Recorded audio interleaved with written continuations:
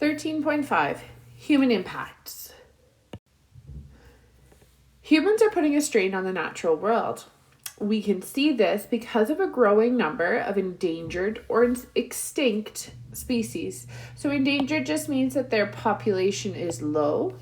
Extinct means there are none of them left that we know of. An exotic, or maybe sometimes you've heard of it as an invasive species, is any species that does not occur naturally in an ecosystem. For instance, lots of indoor plants wouldn't naturally grow in our area, and we could say that they are exotic species.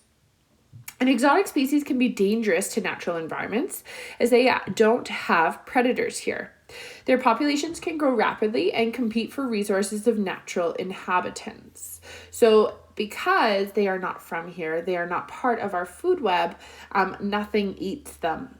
Therefore, they can grow uncontrolled. They have no limiting factors. A couple different invasive species, zebra mussels. They were introduced to Alberta lakes from boats coming in from other provinces that had zebra mussels attached to them. Zebra mussels choke out native species by growing where they are supposed to grow, so taking their space, and clog up water intake pipes and machinery once they get established. So they start to wreck our infrastructure. They'll also, because they're taking the space of natural native species, those native species will move from the area and or their populations will start to decline.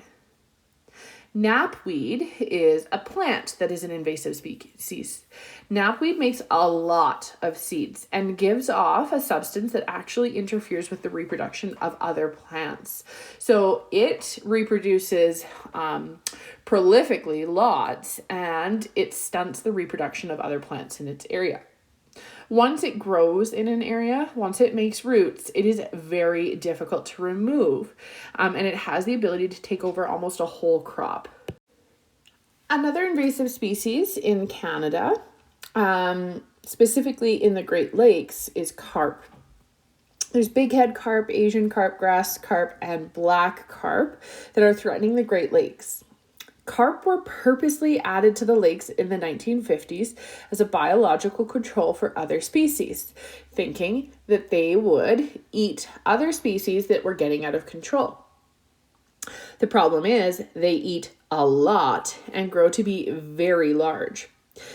Their eating habits have created algal blooms in the area and further reduced populations that maybe they weren't necessarily supposed to in the beginning.